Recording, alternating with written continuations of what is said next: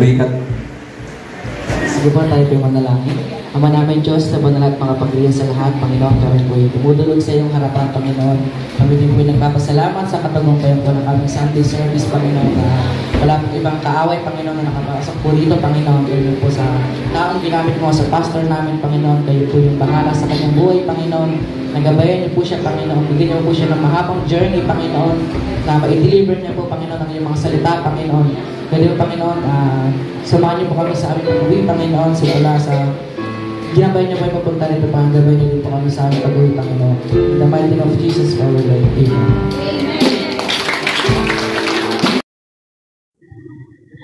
Yes, what's up po sa ating lahat mga kapwa ko Dave supporters at Tikram supporters. No, magandang araw po sa ating lahat sa mga kapwa ko OFWs, no, na masugid na taga-suporta ng ating Kuya Dave ay magandang hapon sa atin. So to this video po ay gusto ko lang pong pag-usapan po natin ang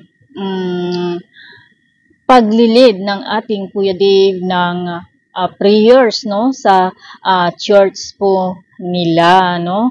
At katulad po ng sinabi ko is nung una po is napanood po natin at napakinggan po natin, no, kung paano po niya i-lead ang closing prayers, no. Ito po ay pangtapos na dasal, no. Closing prayers po ito para po sa kanilang gawain, no. So nakita din po natin, no, kung gaano na po ka-matured at gaano na kalalim, no, ang ating Kuya Dave sa kanyang paniniwala at sa kanyang pagsisilbi, no, sa ating Panginoon.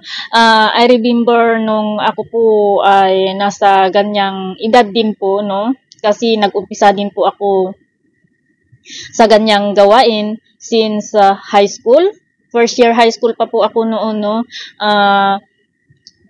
Nakakasali na rin po ako sa mga ganyan, guys, no. At sa totoo lang nahawakan ko din po ang VLB or mga kabataan namin sa church. Naging leader din po ako dyan sa amin. So, kaya natutuwa po ako at nagagalak kasi nakikita ko po, no, yung sarili ko sa Kuya Dave ngayon, no, kung paano siya sa church, no, at kung paano siya nag-grow bilang anak ng Diyos. So, napaka-matured, no, ang kanyang ginagawa sa edad niyan. Edad po na iyon ng ating kuya, no.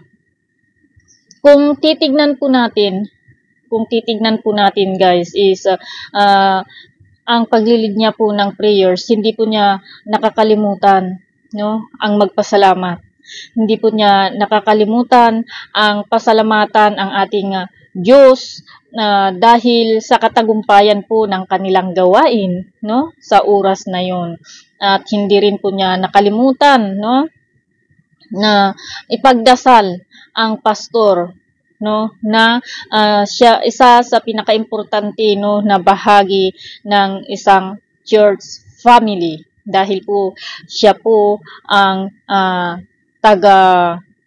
taga-balita, no, sa magagandang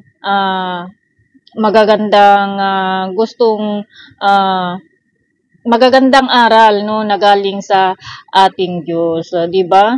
At di rin po niya nakalimutan, no, ang humingi ng gabay, di ba? Napaka-importante po yung paghingi mo ng gabay sa bawat hakbang na gagawin mo ay kailangan mong hingin ang gabay ng ating Panginoon.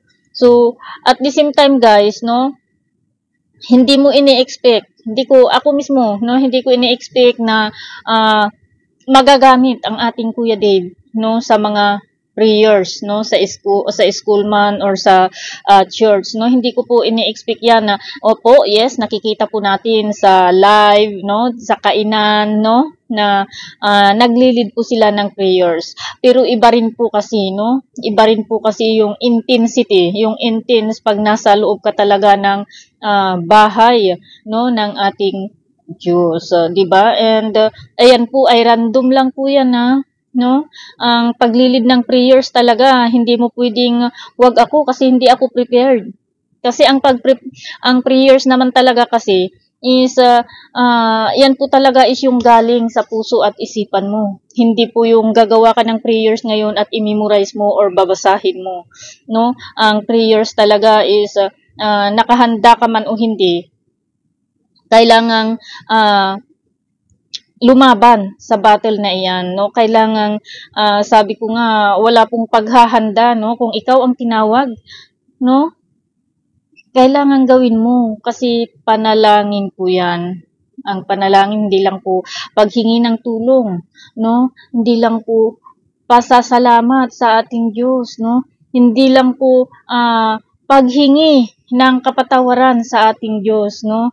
At hindi lang po sabi ko nga is sabihin ang iyong nararamdaman o sa loobin sa ating Diyos, no? Isa rin po sa part ng panalangin ay ang papuri, no? Pagpupuri natin dahil karapat dapat po siyang purihin. So, ang galing lang, no? Ang galing lang po, no? Ng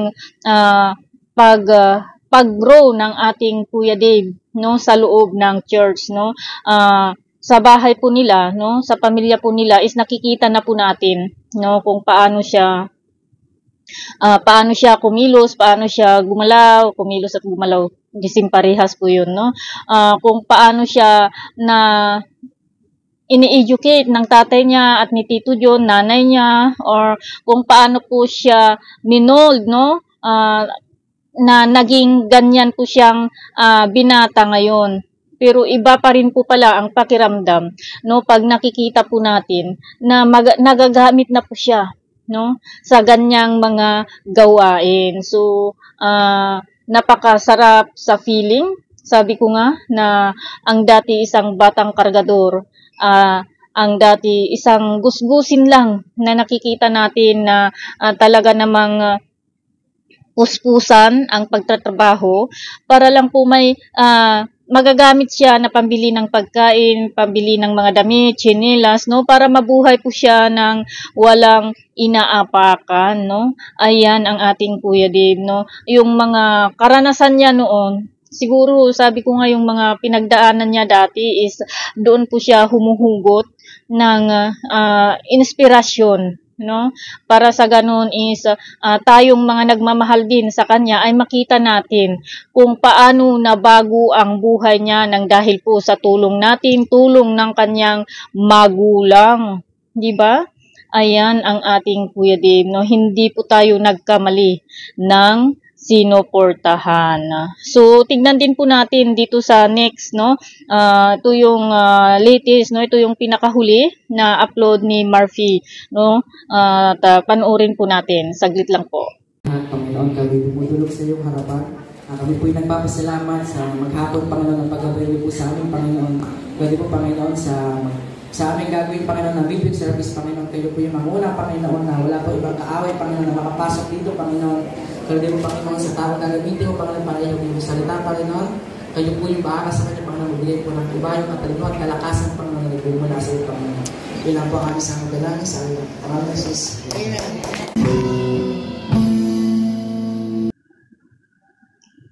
So, ayan guys, no, itong pinakahuli ay naging opening prayer po siya, no? Opening prayer po siya sa kanilang gawain, and at the same time nakita rin po natin kung paano niya itinaas, pinuri ang ating Panginoon at kung paano po siya humiling, no? At gabayan po sila, no, sa kanilang gawain na yun. So, ayan po ang ating Kuya Dave, guys, no. Napakasarap sa pakiramdam at nakaka-proud lang po, no, na makita ang sinusuportahan natin, no, at sabi nga natin is minahal po natin na bata na laging sabihin na natin na laging may mga bashers, no, na nakabuntot po sa kanya. Ano man po ang gagawin niya is talagang may maipupuna, no, ang mga bashers niya, no. So napakasaya na ang ating Kuya Dave is makita natin na ganyan, no? Tignan natin guys, no? Yung mga nangyayari sa buhay niya or yung mga nababasa niya po sa comment section na pambabas po sa kanya, baliwala na lang po sa kanya. No, ang kadahilanan po kung bakit po hindi niya pinapansin is dahil po sabi ko nga malalim na po, no, yung kaalaman niya tungkol sa mga salita ng Diyos at ang lahat po ng iyan, yung mga ginagawa po nila sa kanya ay pinapasa Diyos niya po, no. So ang nagwagi po dito ay ang ating Kuya Dave, no. Ang kawawa po dito at nakakaalarma and talaga naman na sabi ko nga is medyo nakakagigil is yung mga bashers ni Dave, no?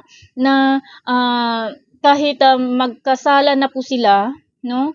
Is sige pa rin po ng sige sa pambabas sa bata, paggawa ng mga kwento tungkol sa bata na hindi naman po makatutuhanan, no? Pero ang ating Kuya Dave ay didma lamang sa mga yan.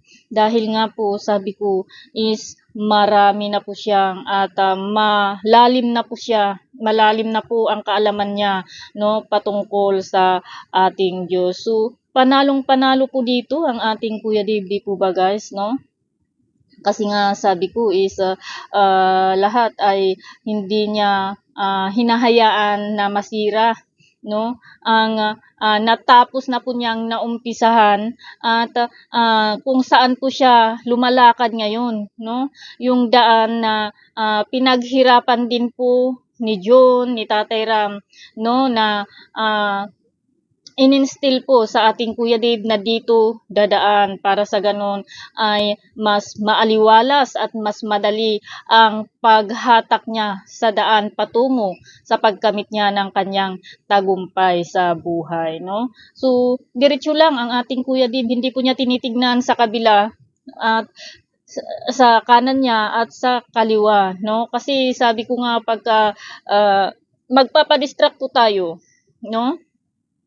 Sa mga nakikita natin, no, sa labas ng ating comfort zone is talaga pong madidistract at mawawala po tayo sa focus, no. Pero tignan nyo, no, ang ating Kuya Dave dahil ang gusto niya ay sa daang kung saan mas madali, no, at kung saan alam niya kung saan siya patutungo, ay ayan po, no, ang bunga, no. Pero sa totoo lang, dahil sabi ko nanggaling din po ako sa ganito, no, at naranasan ko rin po yan, yung pinagdadaanan ng ating Kuya Dave, akala lang po natin madali, no, akala lang po natin madali, pero sabi ko nga po sa inyo na ang isang Kristiyano hindi po madali ang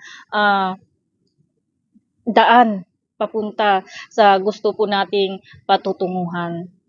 Dahil po once na ang kaaway ay nakikita po niya, no, na ikaw ay malapit na ikaw ay malapit na sa tagumpay, is hihilain at hihilain ka po niyan. Darating, no, darating po ang mga obstacle, ang mga pagsubok para subukan ka, no, para subukan. Tignan ko nga, sabi ng kaaway diyan guys, no, tignan ko nga kung hanggang kailan, no, kung gaano ka katatag sa sinasabi mong matatag ka na, no. Ganyan po ang gawain ng kaaway. Ayaw po nila, no, na may mga tao, no, na magtatagumpay patungo po sa magandang buhay o patungo po talaga sa paglapit sa ating Diyos, no. Yan po ang daan, no. Rough road man, pero sabi ko rough road man po ang daanan, no, papunta sa gusto nating puntahan, no, is mas maganda naman at mas fulfilling ang pakiramdam pagka malapit ka na sa finish line. So, yan naman din, no, sa ating mga Kristiyano, talagang ganyan ang buhay, no. Nasa atin kung paano natin pilihin ang laban natin, no. Kaya nga po tayo binigyan, no, ng choices ng ating Diyos, no, para mamili kung saan po tayo dadaan, saan po tayo patutungo, no. Yan po ang magandang nangyari sa buhay ng ating Kuya Dave kasi mas pinili po niya yung daan patungo, no, sa ating Diyos. Hindi po siya kumaliwa o kumanan, no? Napaka ano lang po sa atin, napaka-inspiring lang po tong kwento ng buhay ni Dave sa atin na hanggang ngayon is nagdudulot pa rin po sa atin, no, ng inspirasyon para sa ganun is gawin din natin yung mga magagandang bagay na nakita po natin sa kanya, no? Para sa ganun isundan din po natin kasi sabi ko sa totoo lang po na ano po ako na challenge or mismong ako ang challenge sa aking sarili, no? Sa nakikita ko sa ating Kuya Dave, no? Kasi ang sa akin sabi ko kung si Dave is nagagawa niya, no, na mas malayo, no, na bata pa siya sa akin, no, bakit hindi ko kayang gawin yun, no? Ang gagawin lang po natin is sundan natin, no? Kung paano po siya lumaban nung nag-struggle po siya. Hindi lang po sa buhay, no? Hindi lang po sa financial, no?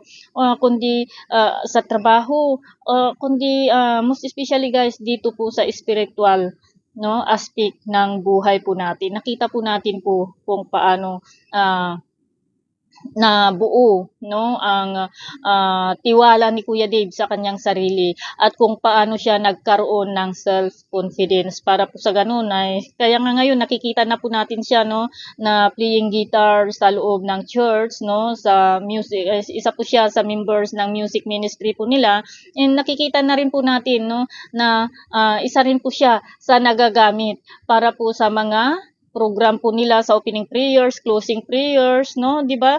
Baka sa susunod is makikita na rin po natin, no, magbibigay, no, ng scriptures ang ating Kuya Dave sa loob ng church po nila, no. So manifesting, no, ay manifest, no, magmamanifest po tayo tungkol po diyan kasi sabi ko nga is wala pong imposible, no, kung ang lahat po ng bagay na ito ay ipapasa Diyos po natin. So, ayan guys. So, sa mga kapwa ko nagmamahal sa ating Kuya Dave, I hope na masaya po kayo, no, sa nakikita po natin na growth ng ating Kuya Dave spiritually, no, and nakikita po natin dito, no, kung paano po siya napalaki ng maayos ng kanyang magulang, Nanay Jack at Tatay Ram, and also Tito John at Tita Flor sa mga lulos-lulas niya at kay Tita Joanne. Ayan po ang Dave Magkamit Manalastas na dating batang kargador sa Divisoria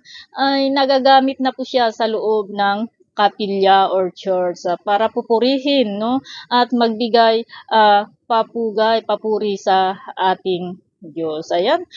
Thank you guys for watching and I hope abangan niyo po itong susunod na upload ko. Hinihintay ko lang po ang pahintulot ng isa po nating kaibigan kung pwede, no, na magamit at sigurado po matutuwa din po kayo at masisiyahan kayo dito. So, sa next po na upload po natin, tignan po natin. But I'm sure, no, yung isa is napauuko na po, isa na lang po ang hindi pa. So, maghintay lang po ako ng uuko nila kasi mahirap na sabihin po natin na ganito ganon kung ayaw po, wala naman po silang pahintulot. So, ayan, see you guys later. Bye!